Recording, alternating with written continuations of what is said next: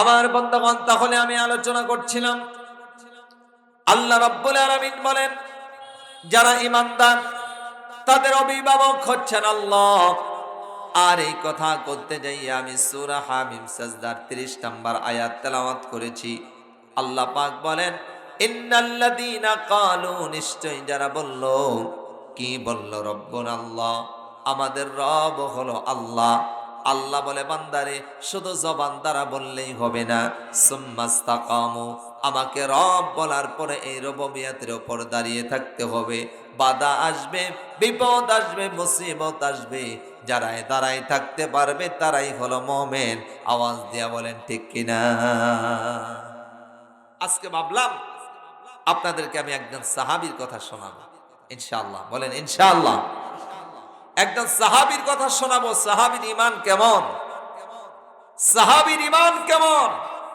সুম্মাস্তাকামু, আল্লাহকে রব বলার পরে এই রববিয়তের উপর সাহাবী কেমনে বোঝাবার জন্য বলছি, আর কোন নয়, পরিচিত সাহাবী যার নাম হলো হযরতে বেলালে হাফসি রাদিয়াল্লাহু আনহু। সুবহানাল্লাহ। বেলালের বাড়ি হলো আফ্রিকায়। জোরে বলেন, বেলালের বাড়িটা কোথায়? বেলালের বাড়ি হলো আফ্রিকায়। গরিব মানুষ, বেলালের মা বাবা সব বিক্রি করে দিছে। এখন শুধু ঘরের বিটাটা বাকি আছে। ঘরের বিটা, এইটা তো সাধারণত মানুষ বেচতে চায় না। হ্যাঁ, ঘরের বিটা কেউ ছাড়তে চায় না, সব বেচে দিছে। ভাবলো ঘরের বিটাও যদি বিক্রি করে দেই, কি খাবো, কোথায় যাইয়া মাথাটা লাগাবো? সারাদিন পরিশ্রম করার পরে তার চেয়ে ভালো হয়, শুনেছি মক্কার বাজারে নাকি গোলাম বিক্রি হয়। আমাদের বেলালকে মক্কার বাজারে নিয়ে বিক্রি করে দিব। যেই কথা সেই কাজ। মা বাবা দুইজন রওনা হয়েছে। ছোট্ট বেলাল 6, 6.5, মতান্তরে 7 বছর বয়স। বেলালকে নিয়ে রওনা হয়ে গেলেন মক্কার বাজারে। যাইয়া একবার হাসে, বেলালের মা বাবা আবার কাঁদে। হাসার কারণ হলো যে হ্যাঁ, মক্কার বাজারে তো আজকে গোলাম বিক্রি হয়, আমাদের অপেক্ষা করা লাগে নাই, বাজারের দিন আসছে, এটা আমাদের কপাল ভালো। কিন্তু কান্না করার কারণ হলো ওখানে তো মিশরের গোলাম, সুন্দর মানুষ, আরবের গোলাম, তারা আরো সুন্দর। তো আমি যেইটা নিয়ে আসলাম আফ্রিকা থেকে, এই বেলাল তো দেখতেও ভালো না, চেহারাও ভালো না, ঠোঁট মোটা, দাঁত গোলা উঁচা, কে কিনবে এই বেলালকে? সকাল থেকে সন্ধ্যা পর্যন্ত অপেক্ষা করার পরে একজন কাফের, যার নাম হলো উমাইয়া। বলেন কাফেরের নাম কি? উমাইয়া। উমাইয়া এসে বলল, এই গোলামটা বিক্রি করবা? হ্যাঁ, বিক্রি করার জন্য এনেছি। কত দাম? বলে এত দাম। কয় না, মাত্র 10 দিরহাম পাইবা। বেলালের মা বাবা ভাবলো 15 দিরহাম হলে ভালো হতো, তাক 10 দিরহাম দিয়ে বিক্রি করে দেই। ওই কাফের উমাইয়ার কাছে বিক্রি করে বেলালের মা বাবা যখন বাড়ির দিকে রওনা হয়ে গেল, ছোট্ট বেলাল নিজেকে আর ধরে রাখতে পারে নাই, চিৎকার মেরে তার মাকে ডাক দিচ্ছে, মা, ও মা, কার হাতে আমার উঠাই দিলা রে মা? মানুষটারে দেখতে বেশি ভালো মনে হয় না, আমার যেন মনে হচ্ছে লোকটা মানুষকে কষ্ট দেয়। কে আমাকে আদর করবে, কে আমার মাথায় তোল দিয়ে দিবে? ও মা, সময় মতো কে ডেকে ডেকে আমাকে খাওয়াবে গো মা? এই বলে বেলাল কাঁদতে কাঁদতে অস্থির হয়ে জমিনের ভিতরে পড়ে গেছে। বেলাল কাঁদতে কাঁদতে জমিনের ভিতরে পড়ে গেছে। কাফের উমাইয়া তারে নিয়ে গেছে, নিয়ে একটা ঘরের ভিতরে রাখল। ওই ঘরের ভিতরে আরো অনেকগুলা গোলাম আছে। বেলাল শুধু মার জন্য কাঁদে, ছোট মানুষ। বেলাল শুধু মার জন্য কাঁদে, বেলাল মার জন্য কাঁদে। বেলাল বলে, ভালো লাগে না মা তোমাকে ছাড়া, একলা ঘরে যেন ঘুম আসে না, ভালো লাগে না মা তোমাকে ছাড়া একলা ঘরে যেন ঘুম আসে না, মনে পড়ে যায় মায়া ভরা মুখ, মনে পড়ে যায় চাঁদ মাখা ওই মুখ, বলতে যে পারি না ভালো লাগে না মা তোমাকে ছাড়া, একলা ঘরে যেন ঘুম আসে না। বেলাল শুধু মার জন্য কাঁদে, বাবার জন্য কাঁদে। একজন গোলাম আয়েশা কানে কানে কয়, বেলাল রে, তোমার মা আর বাবা জনমের মতো তোমারে বিদায় দিয়ে চলে গেছে, জনমের মতো বিক্রি করে চলে গেছে, আর কোনোদিন মার সঙ্গে দেখা হবে না, বাবার সঙ্গে দেখা হবে না। বেলাল বলে, তাহলে আমি কি করব? ওই গোলাম যেন কানে কানে কয়, কারো কাছে বলা যাবে না, একটা সিক্রেট কথা শোনায়, গোপন সংবাদ শোনায়।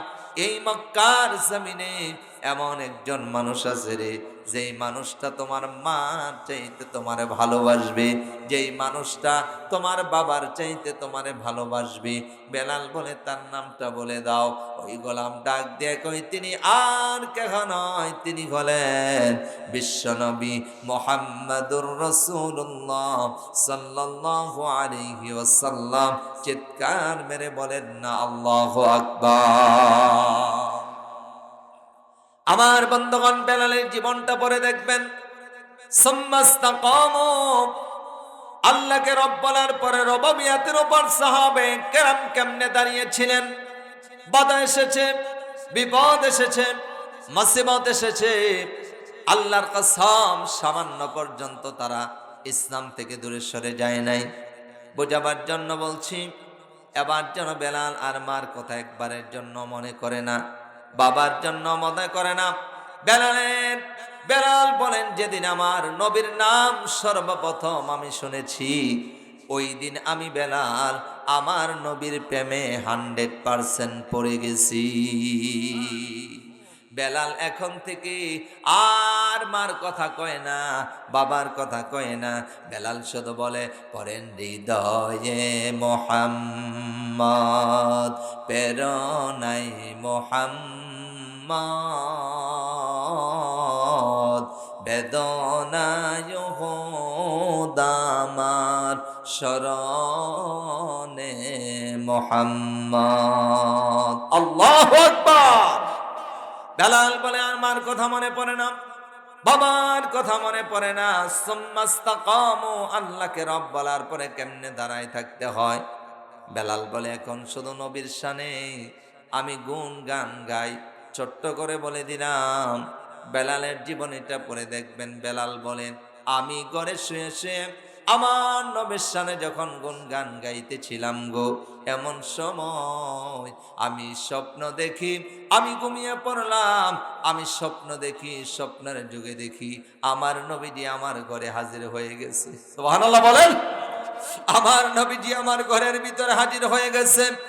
আমার নবীজি আমার মাথার ভিতরে হাত দিয়ে বলেন, ছোট্ট বেলাল, মার কথা বলে গেছো, বাবার কথা বলে গেছো, আমার প্রেমে পড়ে গেছো, এইভাবে আর কতদিন তুমি কাটাবা? বেলাল বলেন, নবীজি আমার ডান হাতে চাপ দিয়া ধরলেন, আর ডান হাতে চাপ দিয়া ধরে নবীজি আমাকে ওই স্বপ্নের ভিতরে কালিমা পড়ায় মুসলমান বানাই দিছে। হযরতে বেলাল বলেন, আমি এখন মুসলমানদের সঙ্গে কথা বলি, মুসলমানদের সঙ্গে দেখা করি, মুসলমানদের সঙ্গে আমি লেনদেন করি। এমন সময় কাফের উমাইয়ার কাছে কে জানি এই সংবাদটা শোনাই দিল, ও উমাইয়া, তোমার যে হাফসের কালো গোলাম, ওই গোলাম মুসলমানের সঙ্গে দেখা করে তুমি জানো কিনা?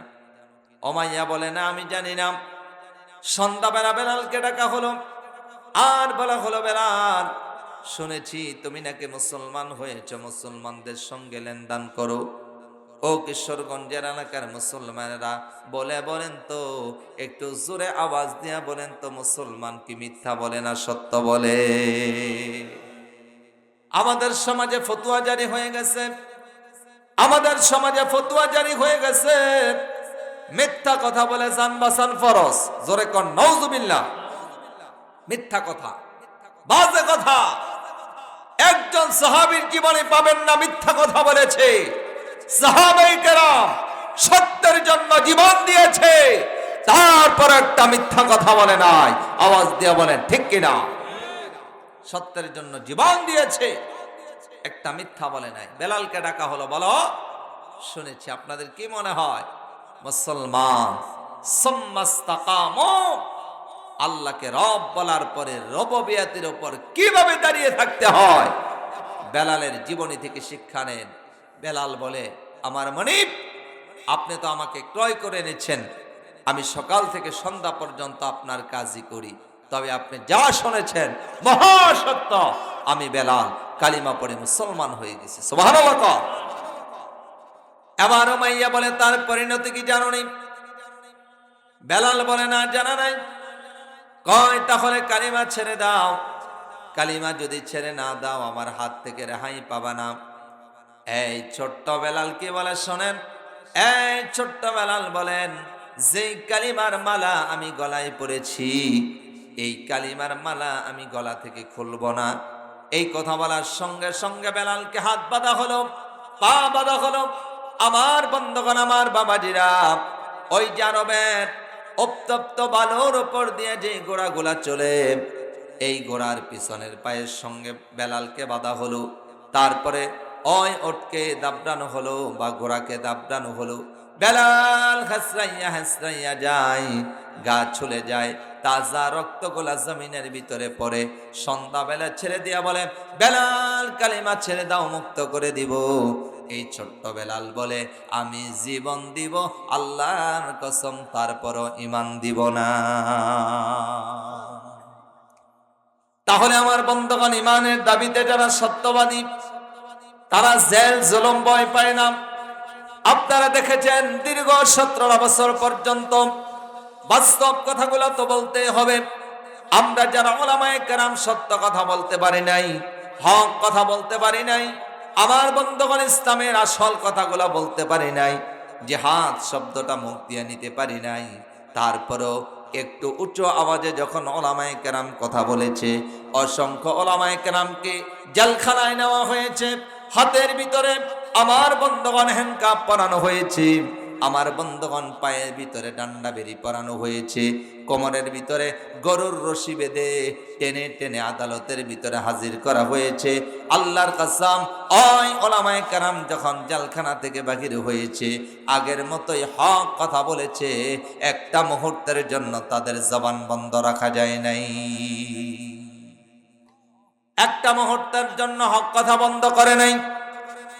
আমার বন্ধুগণ, শুধু তাই নয়, কোরআনের পাখি আল্লামা দেলওয়ার হোসেন সৈয়দি হুজুরকে অনেক অফার করা হয়েছিল। বলা হয়েছিল, আপনার কি প্রয়োজন, আপনার যেই জনপ্রিয়তা, কোরআনের এত শক্ত কথা বলার দরকার নাই, রাজনীতিটা ছেড়ে দেন। অনেকে মনে করে রাজনীতি করবে চোরেরা, বাটপারেরা, ডাকাতেরা। এটা আমাদের ভুল ধারণা। আল্লাহর কসম, আল্লাহওয়ালা ইমানদার মসজিদের ইমাম, মাদ্রাসার মুহাদ্দিস, মাদ্রাসার সভাপতি, মসজিদের সভাপতি, এলাকার নামাজি মানুষেরা যদি রাজনীতি করত, আল্লাহর কসম আমার দেশের অবস্থা এই রকম 12টা বাজতো না। কথা বলেন ঠিক কিনা?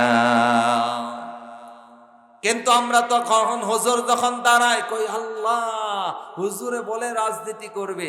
আরে ভাই, আপনি বুঝেন না কেন? আমার নবীজি রাষ্ট্র পরিচালনা করেছে। আওয়াজ দিয়া বলেন ঠিক কিনা? হযরত আবু বকর রাষ্ট্র পরিচালনা করেছে, হযরত ওমর রাষ্ট্র পরিচালনা করেছে। আল্লাহু আকবার বলেন। আল্লাহওয়ালা মানুষেরা যদি রাষ্ট্রের ক্ষমতায় যায়, আল্লাহওয়ালা মানুষেরা যদি রাষ্ট্র পরিচালনা করে, আওয়াজ দিয়া বলেন তো, রাষ্ট্রটা কি ভালো চলে না খারাপ? আরো জোরে বলেন না, ভালো না খারাপ?